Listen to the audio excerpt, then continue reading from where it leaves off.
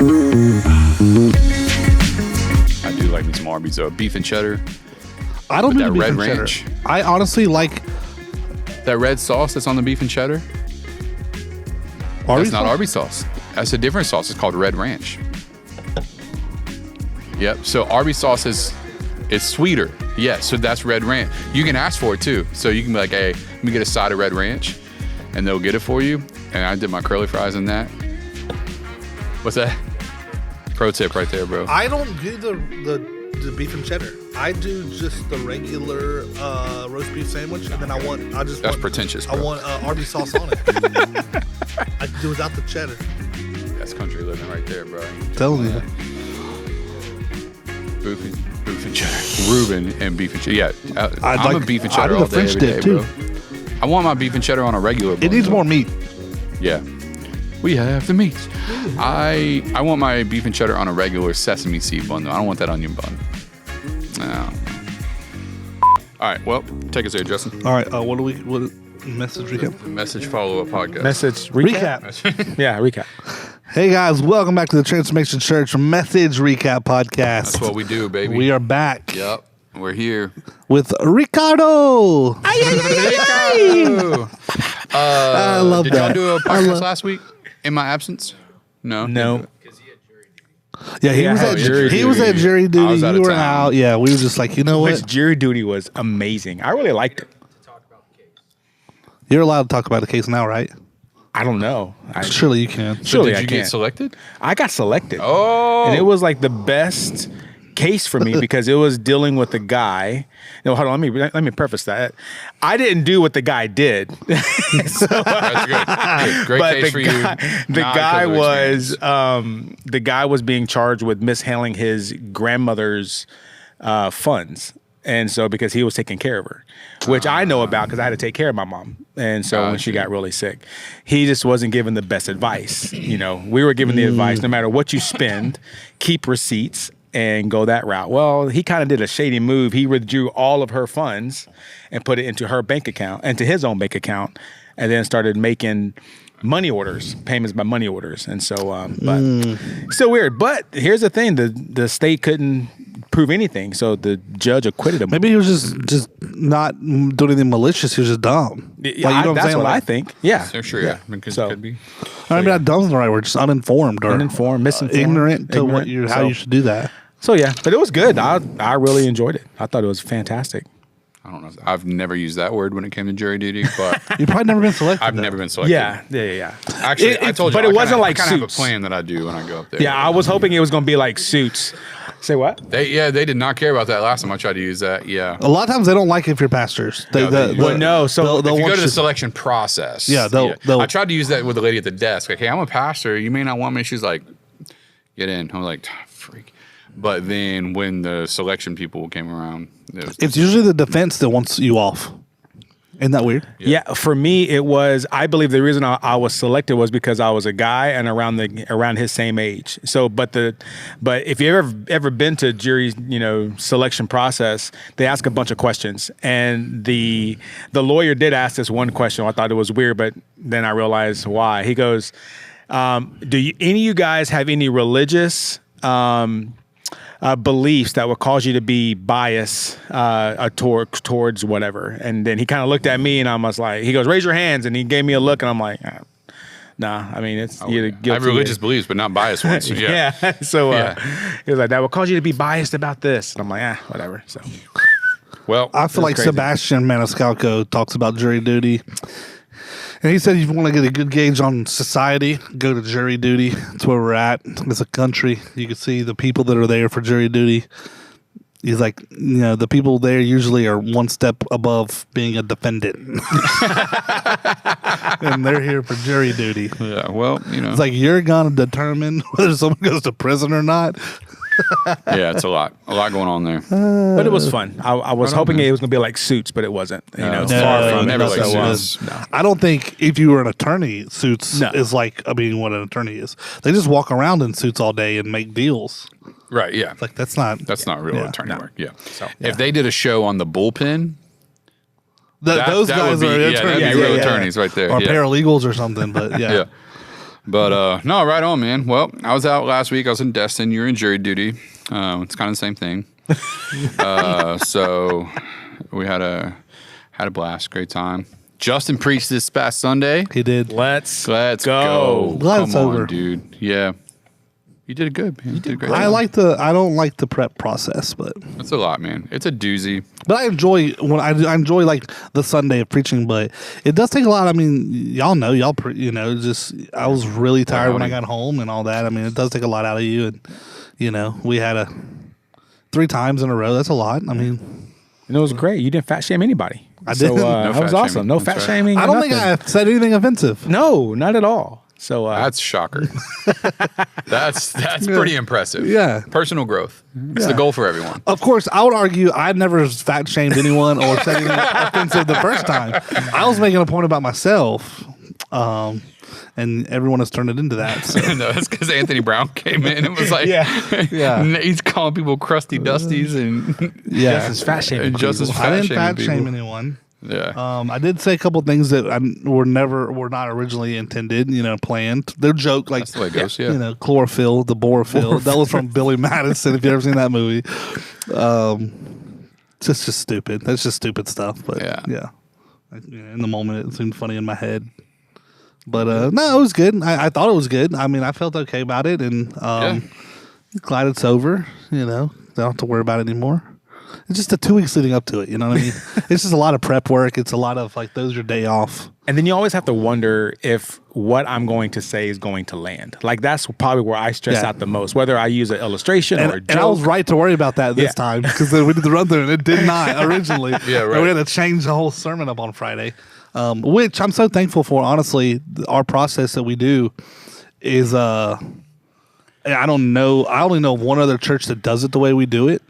That's Seacoast, in Charleston, but it's weird and it's awkward and it's tough because there's like 6 people in the room, but you're really thankful for it, especially when it doesn't land 100%. and you're like, oh, yeah. I remember last Thursday when I got done and y'all looking at me like, that's it, and we're all like, and I was like, yeah.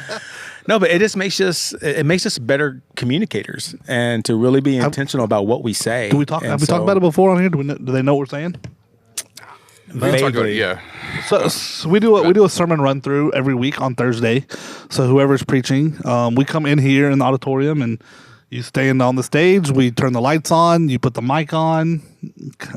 You preach to an empty room like you would to a full one. Yeah, and the staff is here, or most of the staff, I guess. And there's 5 or 6 people, including you and Rick. And then we have a sheet. Rick made this sheet. I guess someone did. Yeah, You Pastor handed Brad out. did. I handed out, and I asked the question, but Pastor Brad made it. It's like a grade sheet. It's a critique sheet. It's like how many story count, how many like your engagement, and does it flow from your like intro to the first point? Well, whatever. It's a whole thing. You could Do you write read notes. scriptures fast or slow? I mean, Yeah. Did you pace or planted? Yeah. It's very good. It's very good. It's difficult. I mean, speaking to 6 people or an empty room is not easy. Yep. It feels so awkward. Right. You feel awkward. But again, the twice that I've preached, we've been doing that long enough that I've done it twice. I've had to do the run through twice, and both times very thankful for it. The first time I think stuff landed better, but even the notes I got like to emphasize this better or differently or whatever is very helpful. So It's huge, man. It's huge. I think it's great. Yeah. I think it makes everyone a better communicator while you're up there. Yeah. Because it's not about. I mean, because you're taking feedback from everybody. It's like everyone's equal.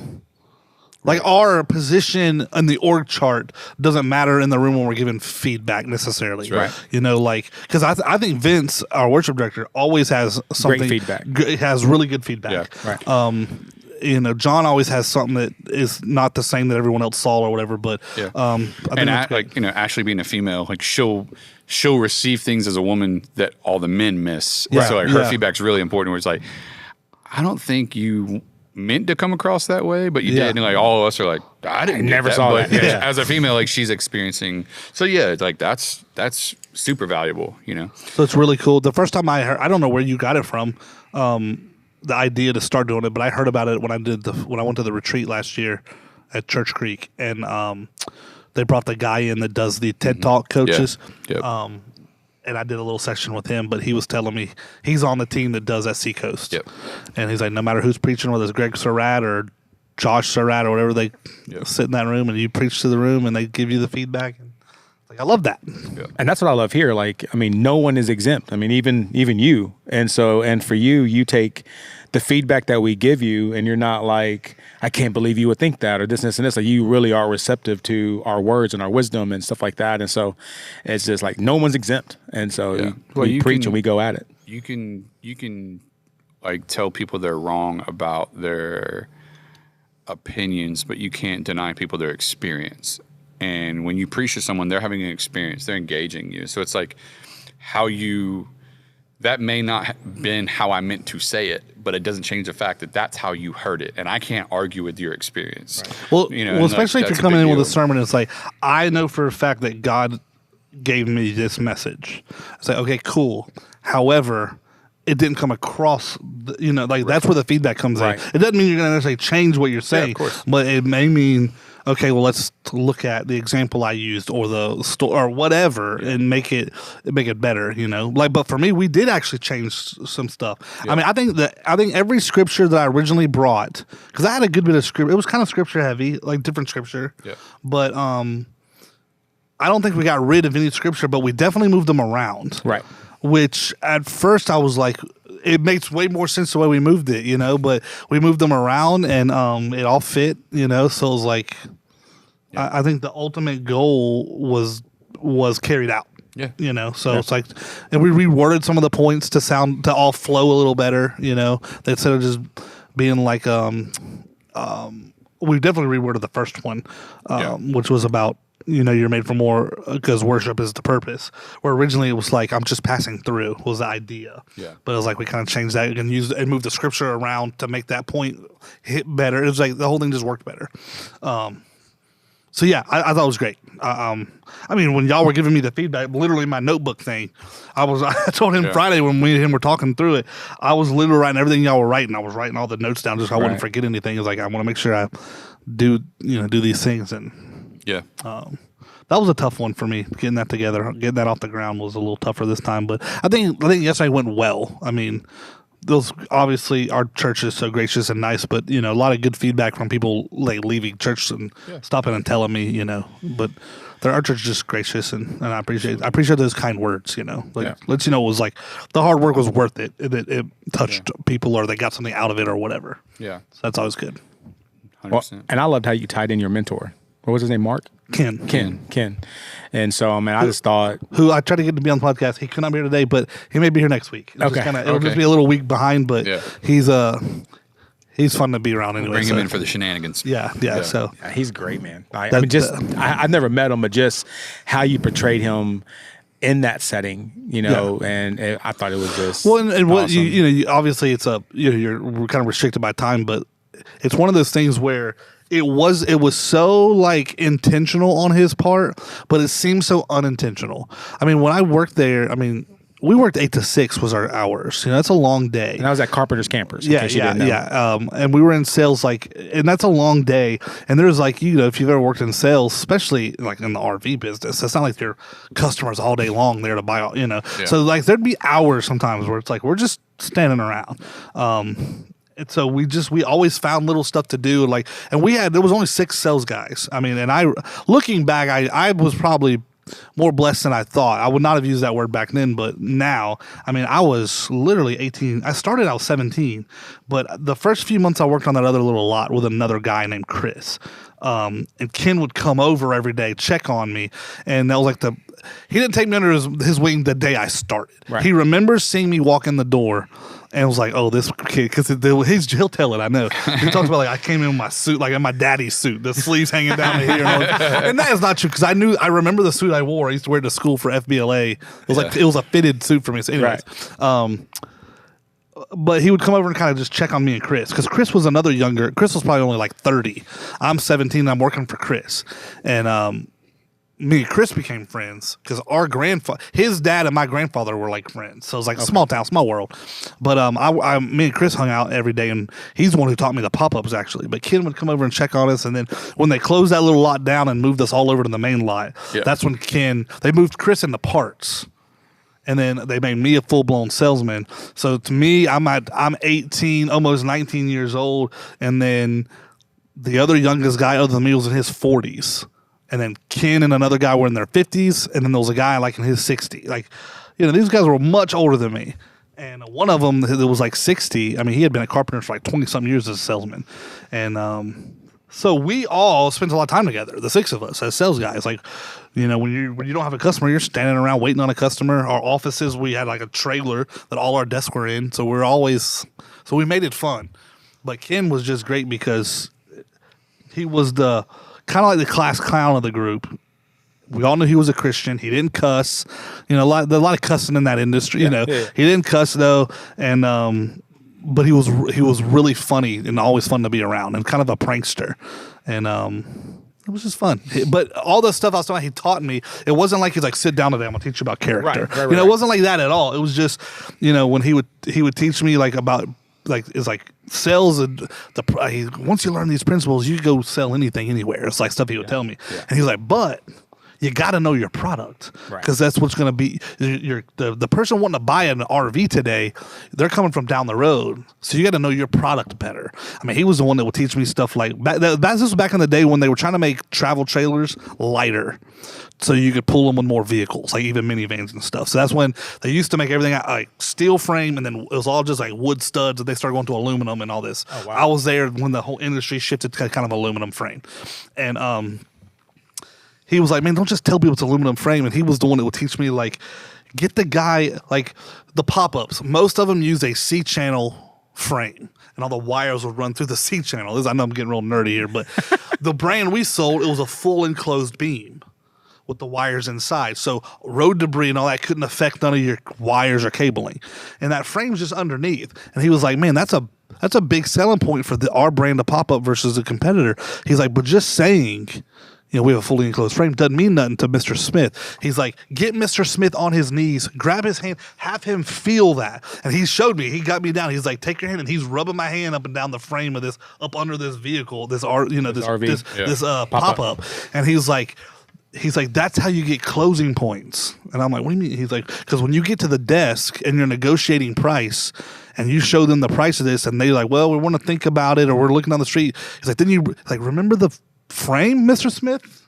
They down the street, they don't have, it's like, he just taught me how to like, the word in sales like feature benefit, like what's the feature and then what's the benefit of that feature. Right. But he was like taught me like you got to know your product. So he would sit in there and show me how to research the stuff, and we'd go out there and we'd go through a motorhome and he'd demo it for me and show me like instead of standing around, someone was like, let's go to that motorhome and look at it, the new one, and we'd open up all the compartments and he'd show me the stuff, and it was just like, that's cool. It was really cool, and we made fun, we had fun while we're also killing time. It was like it was just, the other guys are sitting there smoking cigarettes and drinking coffee, and he's showing me how to like go through a unit, so it was like just stuff like that was cool. That's nice. And he was a lot of fun. He did like to super glue stuff together. Like we hired this one salesman. Put a stapler in Jello.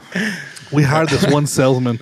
I hate to say his name. I think his name was Scott, and he come out of the used car business, and he was kind of. You could tell he was a used car salesman-y. Yes, he was willing to use whatever it takes kind of mentality to sell something. And he came in and he didn't fit in with us at all, culture at all. And he was on his phone all the time. He's always on his phone with some weird deal or something. And this is before cell phones were huge. Like we all had like a flip phone or something, but this dude's on his phone all day, and he couldn't wait to get his business cards in. And so his $1,000 of business cards came in when he was off one day, and Ken walked by his desk and says, oh, what we got here? And he took that super glue. Ken carried super glue in his pocket. He went through a lot. And he took that box of looked over, and he super glued that box all the way around. So you could not get a finger in there or nothing. And then the next day, Scott about lost his mind when he could. And then like he super glued the handset to the base, and then Scott would be out on the lot, and if you get a call, they would page, Scott, phone call line 3, and Scott would come running and run to that office, and instead of picking the phone on the handset, come up, the whole thing come up. About knocked him out one day, and so we did. He's just like that. It was hilarious. That's funny. The quarters to the sidewalk, like I said, that was real. People would put their foot on it and like look around. It's like weird, like like it's $100 bill. like it's $100. It's a quarter, But that's funny. he was a lot of fun. It was a great guy. And then I don't know what it is. He really liked me, and his wife would come up there a lot. Sometimes she would pick him up from work, like she'd drop him off and then pick him up. I think, but she would come by a lot, and him and his wife just really took to me. Like, he really liked me. And then when I was young and they knew I lived on my own, and I remember a couple times they invited me to dinner at their house, and I'd go, his wife would make a whole dinner. And that's cool, man. it was just one of those things. I don't know, I don't know, like kindred spirits. I don't know what it is. Or I think he has all daughters. I don't know if he kind of saw me like a son he never had or whatever it was. But I mean, he would joke about, you might make it into the will and stuff like that. And so then after he used to go to church way out, and there's a church way out at McDavid somewhere, or past Molino, Race Chapel, and that's where they would attend. And I guess he started feeling this call to ministry, and then his pastor out there would let him preach, and he preached one Sunday at his church, and he invited me, and I went way out there and watched him preach. Oh, wow. And then from there, he got hired to go to become the pastor at Ferry Pass Baptist Church, and that's when he left full-time sales and all to become full-time pastor. I mean, he did that in his late 50s. He went full-time ministry, and he's been there now 20 years. Because I remember when he started, it's like crazy that I remember that, but it's like he's now been there full-time 20 years. That's cool. Wow. So once I got saved in 2008, or whatever year that was, a year or so later, I was at another church, but I wanted Ken to baptize me. So I went out and Ken baptized me at his church and all that. So we've kept a relationship ever since. Sometimes it may go a year or so. We don't I don't call him or, and now he does the whole, when I call him, he's still got his old flip phone, and he'll say, "Is this the Justin Oswald?" Calling Ken as Mr. Important now, the big church over there and all this stuff, and he's just a good guy. So I went and saw him a couple weeks ago. I called him on the phone, and then he told me, I always ask how their church is doing. He's like, "Yeah, this Sunday is homecoming, dinner on the grounds, old school." And so when I left here on Sunday, I was about to pull into my road, and his just a little further down is their church from my house. So I was like, man, let me drive over there and see if they're still there, And there was people cleaning up and stuff, but he was still there. So I talked with him and his wife for a while. So man, that's awesome. It was cool. Yeah, I got to hang with him. I know once, maybe twice. He came on our podcast when we were on a long time ago. When we were still at the offices on W Street. Oh, no way. And it was a while. He came on the podcast once. We were already doing video. I know that. 2018 or 2019, something like that. Something like that. Yeah. We've been doing podcasts that long? I mean, I haven't been a part of the church, but we for 2 started years. the podcast in 17. No way. Yeah. Okay. Yeah. As soon as John came on staff. Yeah. No, it was before. It was before John. Me and you did it. But I think that was just audio. I mean, I was talking about video. Yeah. We did audio. Went to video when John came on staff. Yeah. Nice. But He needed something to do. when I got there, we started. Yeah. That's cool. But no, yeah. So he's been on once, and just a good guy. I mean, he. I don't know that he ever came. I invited him to something we were doing. He wasn't able to come. Occasionally at my last church. Our last church. Yeah. Occasionally he would come to some stuff early on. Yeah. Because he's Baptist, but he had a Pentecostal flair. Like he liked being in a Pentecostal service. Okay. Like he liked the move. Like he was far more into the Holy Spirit than a lot of Baptists were. Yeah. And I don't think he had a lot of experience with it. So he would like to come and just kind of sit in it. Yeah. When we had and it was like a Pentecostal stuff going on. Yeah. He liked it though. You know what I mean? Flags, all that stuff. Right. I don't know about flags, but just just a little more than what he was used to at his church. Yeah. But what he says is we got this is our little country church. It's just them and their little country church at Ferry Pass Baptist. And it's an old, if you were in your 50s, you're in the youth group kind of deal. It's some 80 and 90-year-olds in there, but they're the night. I've preached there 3 or 4 times. Yeah. Occasionally he goes out of town and he'll have me come and do their Sunday night service or something. Let's go. And he's like, listen, they all remember me. He talks about me all the time. They said, but they all remember when I get there. And but he's like, listen. He'll call me before. He's like, our church is a King James church. You know, Yeah. our people like to. It's like I don't really care what Bible you read, but they care if it comes out of the King James when you're preaching it. And I was like, I hear you, Ken. Yeah. I'll Got you, do it. Ken. I got it. Don't worry. Yeah. They'll be fine. Take care of you, buddy. Yeah. So That's funny. No, that's Ken's- it's so cool, and I think that's part of what. And we talked about it on Thursday. You know, because originally Ken wasn't in your message, Correct. And it was like, you know, I think in the collaboration phase of our talking, I was like, dude, you gotta. In this conversation about being made for more, like knowing your story, Ken, like you got to talk about Ken. yeah, no doubt. Like that is a life that was made for more. It's like that wasn't his job. His job was to make sure you sold RVs. His job wasn't to make you. It wasn't even that. Like he wasn't my Oh, that's boss true. Yeah, I or forgot. anything. He wasn't He even- wasn't the manager or anything. He was just he wasn't in charge of you personally. No, yeah. no. He just took it upon himself, you know, and you know the way you and him tell the story, it's like it doesn't appear he necessarily did that for a lot of other people. It was just like, Yeah, he's yeah. like this kid. I'm not saying this kid needs help, but like this kid, I can make an he saw impact here. Well, he Yeah. even says too. He said he saw early on. He said I could tell that you had the gift of the gift in you to be shtick. good at this. Yeah. If you did it the right way. Right. And I think that's what got him to take him under his wing was this kid's got something that he could be really good at this, and I don't want the wrong guy speaking into his life. Yeah, so yeah, I'll that do it makes the right sense. way. Because he made his whole career. He was in the car. There used to be a car dealership here years ago called Jack Lee Buick, and he was at Jack Lee Buick for years. He was a sales manager. Like his whole career was in car sales until probably the last, I guess maybe he was like 45-ish. He went and started in the RV business because he had been about 10 years in RVs when I met him, something like that. But yeah. Anyways, just good guy. I mean, and like I said, he's like, so our buddy Patrick Waters, we're three of us Yeah. know Patrick real well. You know, Patrick will cry at anything. You know, Right. Ken's a lot like that. Ken's real emotional, but his story is powerful because he's emotional because he used to know he's like, I used to be a really mean guy. He was a drill instructor in the Army during Vietnam. Okay. And like, so he would tell stories just like he used to love to fight.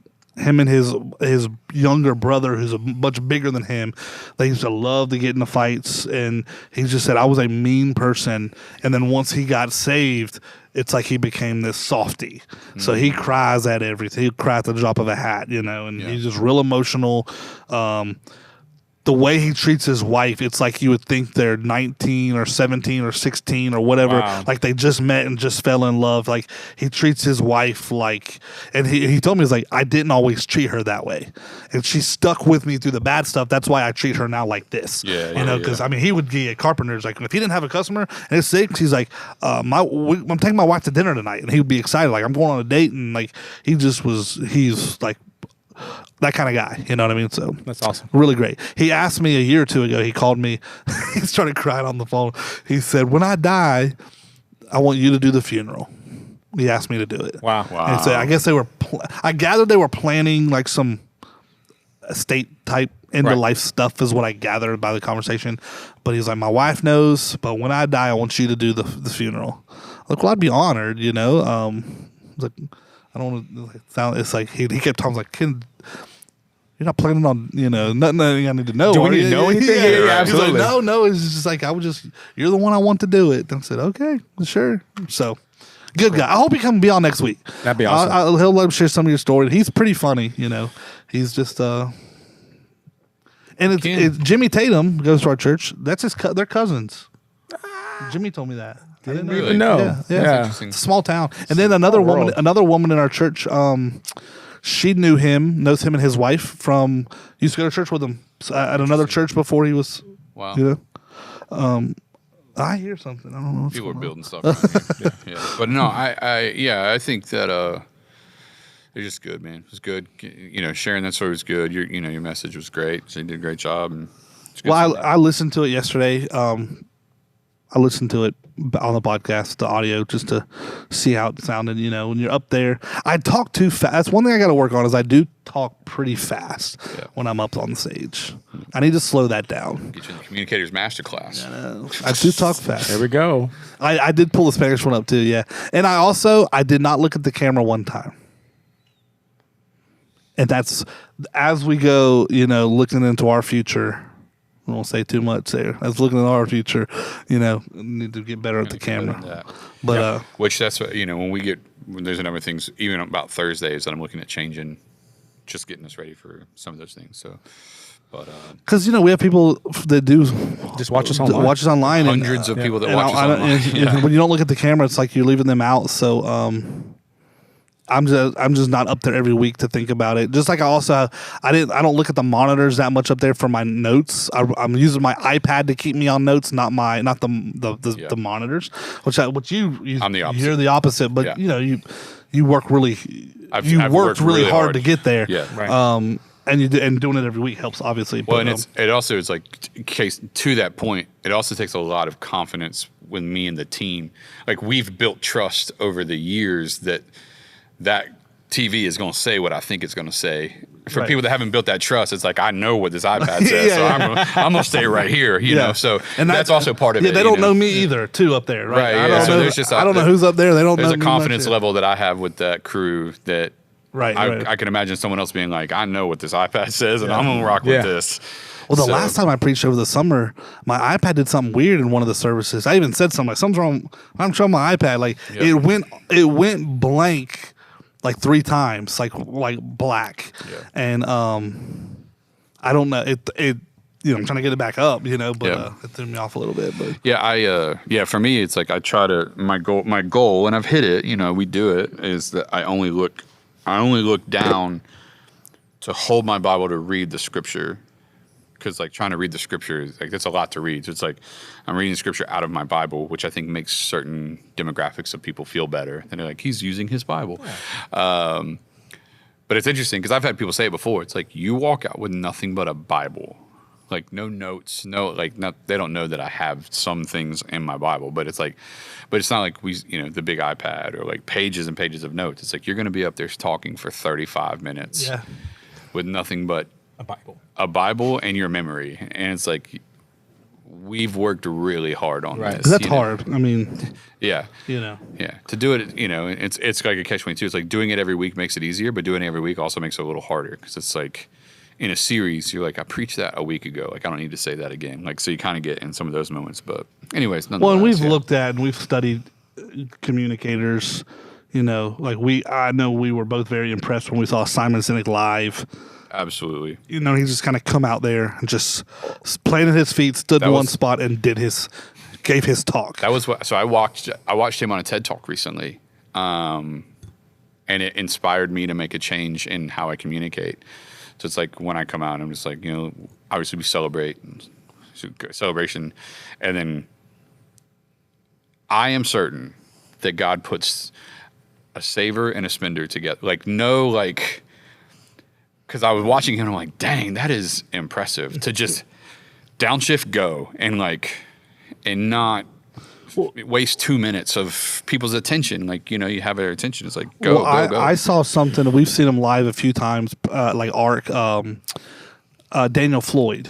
Yeah. Daniel Floyd is nothing like a lot of these guys. He's not hype. He's very just soft-spoken and just kind of country boy. Yeah. And then so when you watch him, it's very different too.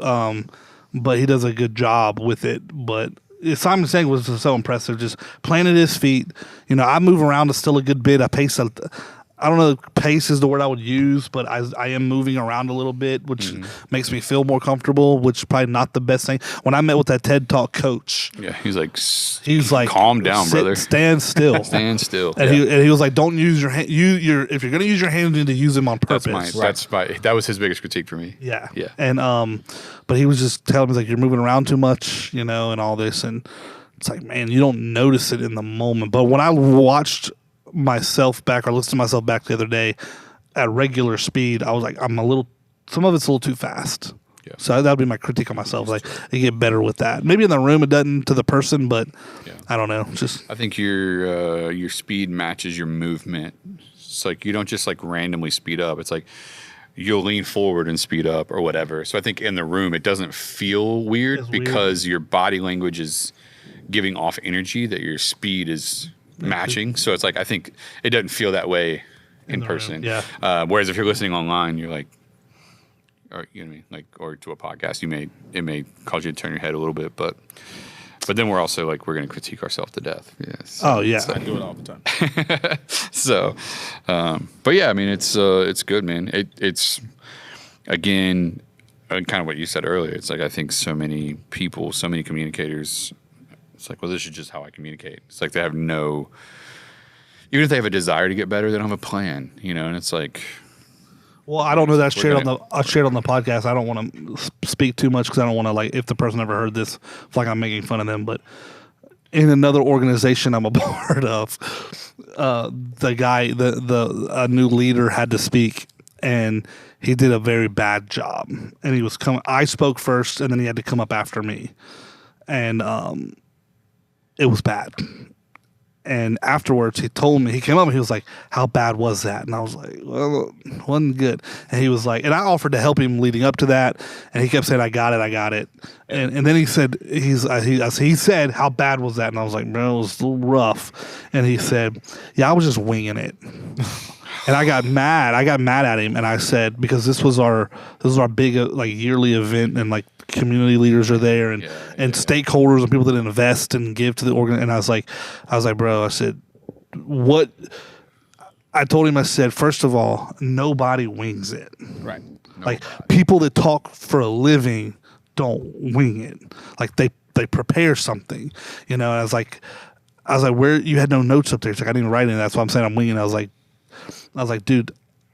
He was like, well, it's hard because I got to come after you. You're good at this. I was like, maybe. I was like, but did you notice one thing I did have up there? My notes. I was like, because it's easy to get nervous and lose your place, or something happen and you lose your train of thought. Like, those kind of things happen, but you got to have unless you're really, really, like, but even him though, at the end of the day, we're talking about you winging it, no notes. You still have stuff on the screen. Notes on the Oh, screen. I have notes. They're there. I have notes. It's not, and I was like, they're just somewhere else. So I told him, I said, dude, no, first of all, no one wings it.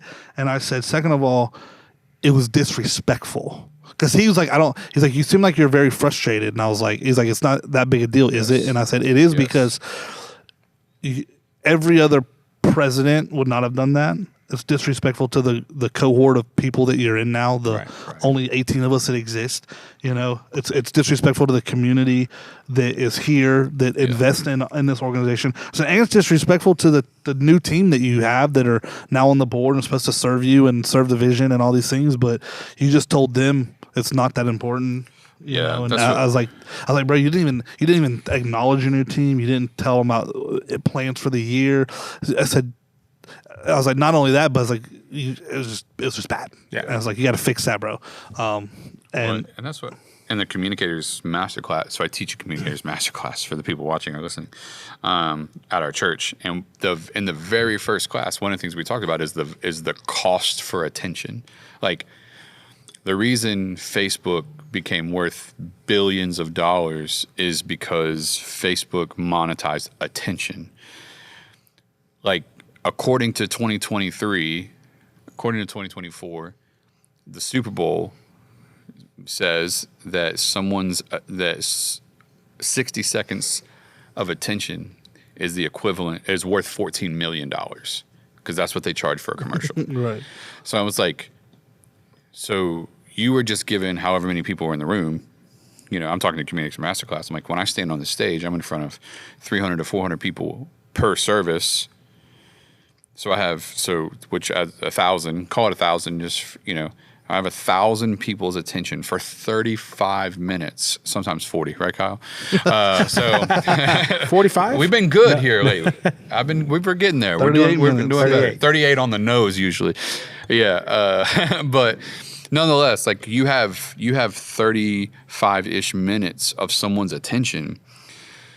That is worth tens of millions of dollars, if not hundreds of millions of dollars, when you do like an equity cost. So it's like, you better not waste that. And that's what I was teaching the students, is like, if you get an opportunity to communicate, like, what people pay for the type of attention that these people are just giving you because they believe in you or they believe in the organization you represent, means you have to bring your best during that time, because that type of attention is invaluable. Right.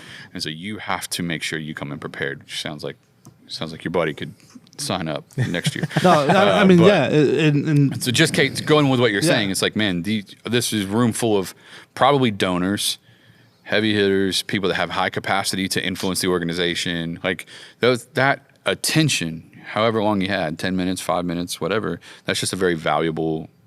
That's a valuable time slot. And I'll acknowledge too, like last year, the year before, when it was my turn, and I was the incoming president, and it was the big event. So it's my first speech as the president. It was good, like in the sense of like, but I also bring the kind of the preacher thing to it, like like that part of it. But it was very much, I approached it very much like I would a message here, like in that regard. Like I wanted to be encouraging, and because normally it's just kind of like this, so I would say it was good. And I understand for a lot of people, especially because I even told them, it's okay that I think that we will have presidents in this organization that public speaking is not their gift. That is okay. We're not expecting you to be a great public speaker. We are expecting though, when you have to public speak, to take it seriously, and it's like even self-deprecation or even acknowledging, hey guys, I'm, because he said, well, what did you do? I said, well, because he kept referencing, I'm nervous following you. It's like, I probably would have used that. It's like, Justin does this all the time. I'm not as good as him. So y'all, make a joke of it, or whatever. And, that type of thing is what I would have done. But, you can even acknowledge you don't normally do this or whatever. It's like, isn't your greatest gift set. Yeah. And that's okay. But, I said, I think it's cocky when you get up there and maybe don't acknowledge it and act like you got it under control. No notes, no reference, just winging it. Yeah. I think that's the only thing you can't do is what you did. Is what you did. Right. So, and I knew he was thinking about last year's. He told me that early on. He was like, I don't know, I'm going to beat that. I was like, bro, no one's asking you to beat it. You don't have to beat it. First of all, no one else other than you and me remembers it. Let's just be honest. Yeah, it's literally. Yeah. And I would love to say that everyone in this room remembers my speech last year. They don't. The same way I would love to say that everyone remembers my sermons for the last 6 months. They don't. No. So, yeah, that's exactly right. So yeah. But no, I think it matters, and, it's kind of like if it's a God-given message, I think you got to take it when it comes to what we're doing, Yeah, for sure. I think you got to take it, obviously we take it serious, but it should be memorable. So the fact that we try to be creative to help things stick in people's brains, right. I think that's all part of anointing or whatever that makes something memorable. Going back to what we were talking about before we started recording about like Darius Daniels and some of that, just good stuff. But stuff should be memorable. I just think what's hard in the church world is that we've been taught for so long, especially us that are over 40. Don't judge by that. You said us, just you. You're the only one. Is that we were always taught, communicating and preaching that God's giving you a word, so you just get up there, preach it, and that's it, right? Yeah. You don't have to worry about trying to create a message in a way that people want to listen. They should already want to listen because they love God enough to listen, right? And I think that generation, that's true. The generation before us was a churched generation, so they showed up knowing what to expect, right? So sorry, I didn't mean, but I think that's true. Right. Yeah. So now knowing how each generation is different, now it's a struggle for those of us. I love the fact that I can come in on a Thursday and get a lot of feedback, because I want to make sure that when I preach on a Sunday morning, knowing what God's given me, but it's also how to present it to where people want to understand it and they want to know it, because we do have people that come in that really don't know God at all, and so it's learning how to communicate the gospel in that manner. So I think that's where a lot of the folks that are over 40 struggle with that, especially in the church world, like that. This is how it was. We just get up. God's given us a word, so we're gonna preach it, and it's their responsibility to learn it and to understand it and to apply it. And I'm like, no, man, this is a whole different generation now. It's completely different. Yeah. And so, same thing. There's so many variables that go into that. Like, obviously, I nerd out over the psychology of teaching and attention and all that stuff. Case in point with the Super Bowl thing, but it's like. The average attention span now is even shorter than it was 10 years ago. The average attention span now is about 16 minutes, where it used to be 24. So now it's down to 16. Yeah. So it's like, and saved or not, Christian or not, TV and social media has done that. So this isn't a Christian or post-Christian or sinful society conversation. We've all been conditioned to have shorter attention spans. So, if you're up there for 30 minutes, you're double the attention span of most people, right? Yeah. And I mean, case in point, if you watch our teenager section, 3 to 4 of them are getting up every Sunday halfway through it, right? And most of them don't have to go to the bathroom that bad. They're just, if it's a message that's not resonating with them, they have to go move around, right? So all that, I'm not saying they should do that, teenagers. I'm just saying they do it sometimes. And all that to say is we have to work hard to maintain attention and hold people. And I've always been a little hard on the fact of like outside of a church service, if I'm at an event like a conference or something and the speaker's boring, I'm getting up and walking out. Like we've done it. We've done it. Yeah. Because I do think it's your responsibility to make this good enough for me to want to pay attention. There's an event I go to every year over in Destin, the economic symposium that Florida Power and Life puts on. And it's good stuff. A lot of it's good stuff. But occasionally there's a speaker that's a little on the dry side or something because it's kind of nerdy stuff, especially if it's after lunch. Like the year before last, it was after lunch and they put the wrong person. And I was sitting next to a girl that I did not know, and I guess I started kind of getting it. And she said, I forget what she said. It's like, you really hanging on, ain't you? Or something. And I was like, you know what? Let me just get. I was like, let me get I'm up out and of move here, around. And I gathered my stuff and I went to the lobby. Bro, remember that happened to us in ARC, and they put that dude up after lunch.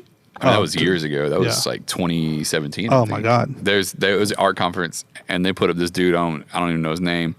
I felt so bad for him because it was like, he was obviously not a great communicator, but B, we were right after lunch, and we were kind of joking. We were like, brother, land the plane. Like, I feel so bad for this dude because this crowd is not with you. Like, it was bad. But I will, like, I'm not going to do that in our church or something. Right. But, like, if I'm at especially a conference, I do think the speakers have some level of responsibility to hold my attention. Right. Or to be engaging or interesting or something. Sure. And if I'm just not interested, because I don't sleep good.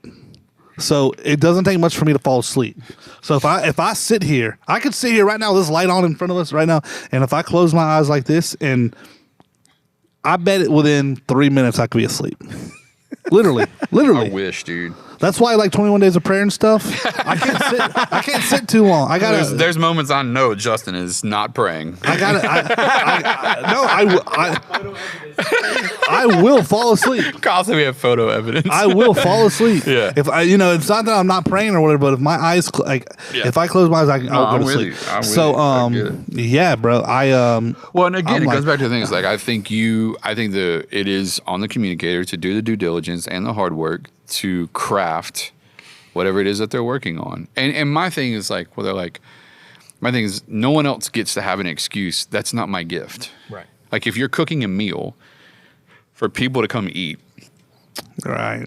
People get there and you don't be like, hey, I know you paid for it, got dressed up for this, showed up for this, drove across town, paid to park your car.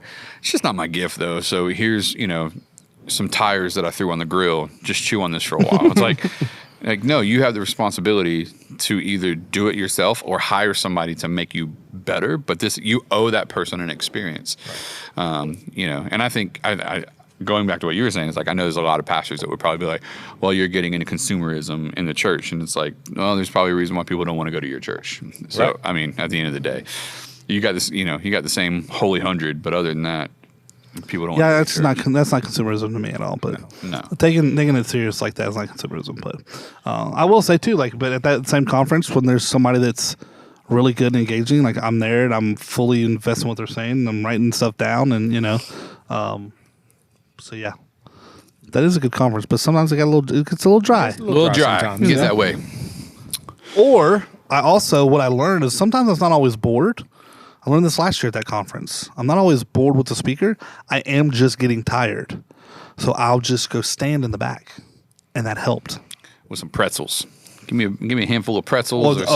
Pretzels go along. But I mean, just to be able to stand up, because if I'm sitting, it's like the room's dark, and I'm over there like, oh, and especially God. after you've had lunch. I mean, that's the hardest thing. Is to be engaged after lunch. I remember AMC, the first Sunday I didn't preach at AMC. Oh my God. And he always told me. So when we went in AMC, he would be like, bro, you're going to need to hold their attention. These seats are nice. Yeah. Way better than these. So I remember the first Sunday Pastor Dan or somebody preached, and I sat down after worship. I sat down in that seat. I said, "Oh my God!" I said, "I am gonna have to be. I got to get better, bro. I got to get better. People are gonna be knocked out in here because it's dark. It was really dark in there. Really dark in there. Comfy seats. The things come. I mean, you've been in there. Yeah, you better do well. So, but anyways, that's we talked about speaking a lot. We did.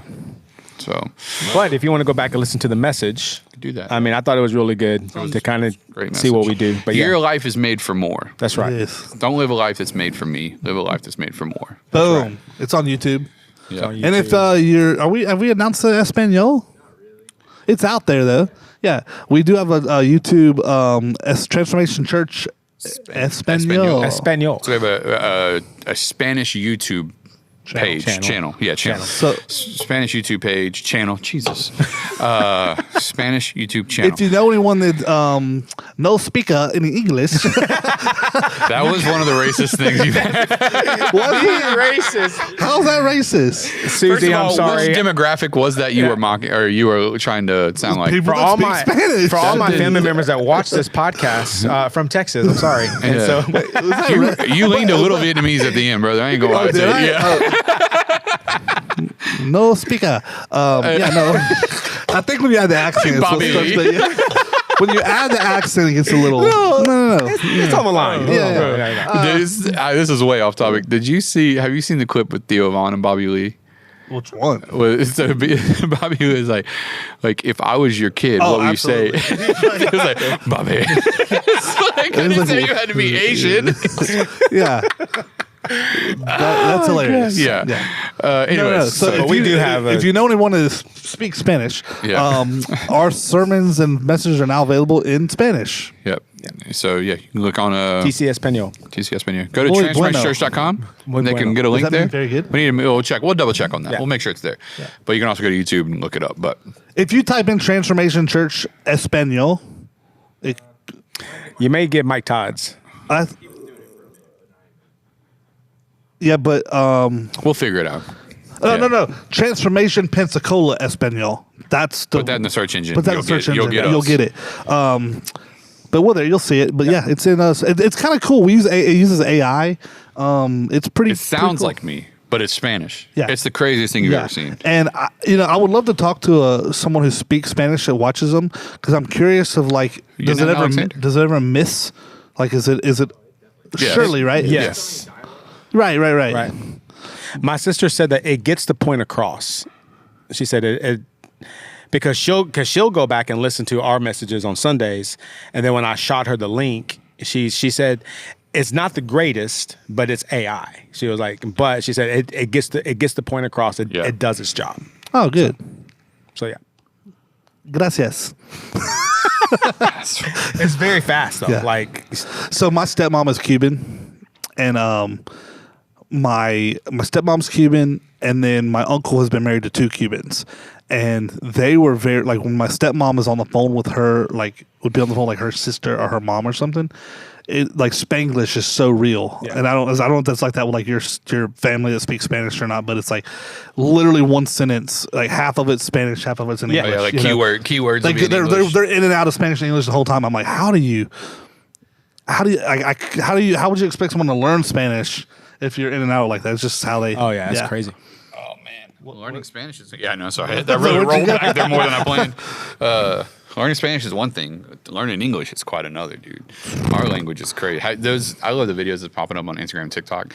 The guy's it's a white dude, and he's teaching himself English. Have you seen that one? So he writes. He's he writes DOVE on the whiteboard. He's like, "What is this?" And the guy's like, "Dove," and he's like, "Dove."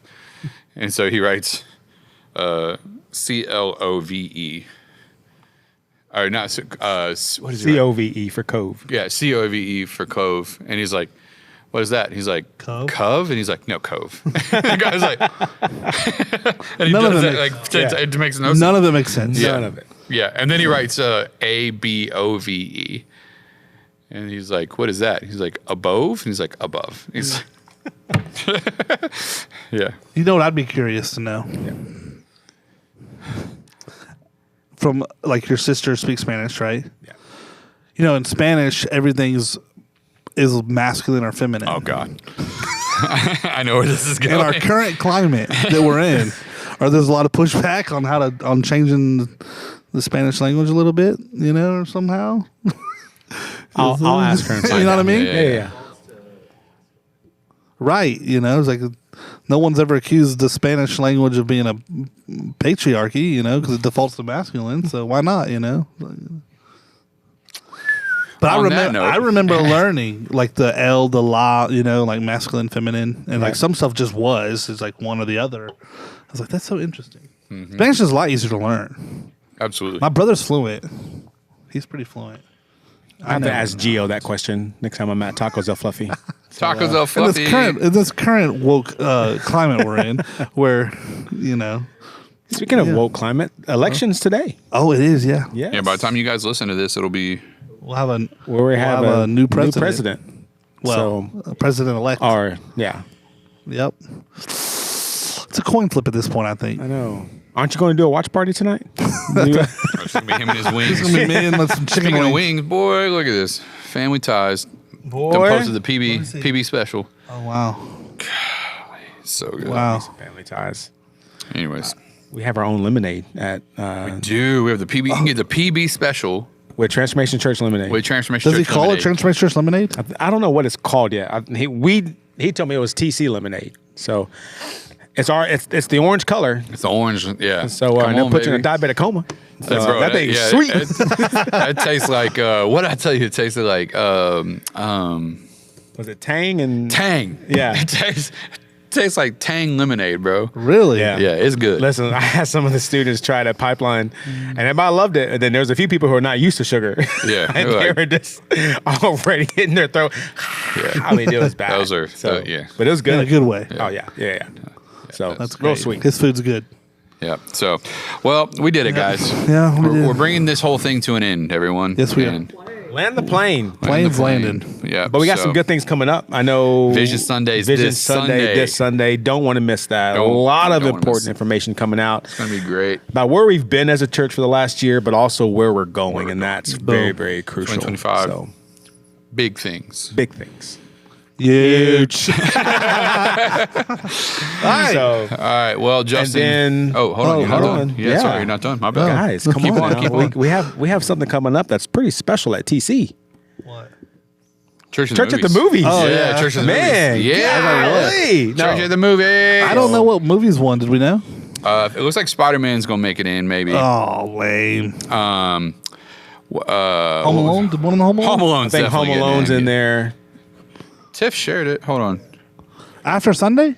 No, that was last week. What? She shared both. Yeah, she shared both. Right. Spider-Man, Home Alone, and toss up. between There's a Elf and lot of Top Gun. people, and John's input was there's a lot of people that are like, I've never seen the greatest game ever played, so I don't know if I want to vote for it or not. And John's like, if they haven't seen it, I feel like we should use that one because I think John wants that one to be back in there again. So Because it was wrong. really good. it was so. Yeah, no, we need to do Elf. I would rather choose Elf over Top Gun. Like, I like Top Gun, but we just did it. Elf is just. Yeah, we just did Elf. The problem is we only do We just one did Top Christmas Gun. movie. We just just did did Top Top Gun. Gun. I'm just saying. The new one. We usually only do one Christmas movie. So it's usually two non-Christmas movies and then the Christmas movie the week after Thanksgiving. Oh, okay. That's usually the approach. Oh, and so since we have Home Alone is the Christmas Home Alone movie? is the Christmas movie. Yeah. That's such a classic. Dude, it's great. So Well, But yeah, whatever it funny is, I'll be here. What's funny is there's a couple videos. There's a couple of those videos that I'm like, man, I'm probably 60 pounds heavier than I am right now. Remember the Titans? We lost that one, and when in the data breach or whatever that thing's called. But not a data breach. We're not giving away your information. That's not why you got. That's not why you got political text messages. No, we in our hard drives failed Hard or drive. something like that, and we lost some of our videos. But that one, dude, I was probably 60, 70 pounds heavier than I am now. So some of them, it's like you might be able to tell, but.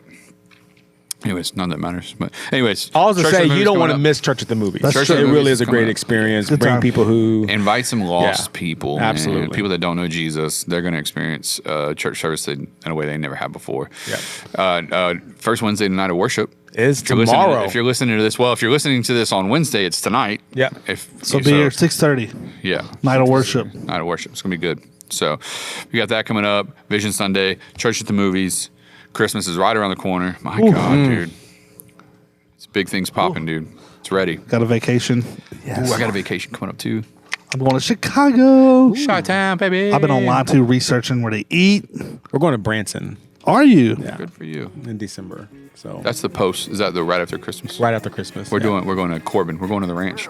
Hey, you go. I want to be around big buildings and good food. Nope. I want to be around a fire pit and snow. Favor ain't fair. That's right. That house. Hey, That's right. So, I got a whole ranch to myself. hey. Because favor ain't fair. That's what a life of generosity Like gets Rick. you. Join us this week for our last Sunday of generosity. Wow, what a segue. Is All it right. this Sunday generosity? Are we tying that into Vision Sunday? Yeah, Vision Sunday. It's all Oh, part okay. of it. Yeah. Got it. Generosity. Yeah. Generous. All right, let's get out of here. All right. Let's go. It's been fun. It's been real. Go to our Where can they website, go which to find is out more? What'd you say? Go to our website, which is, TransformationChurch.com or you can follow us on social media at Transformation Pensacola. on all the outlets, including YouTube.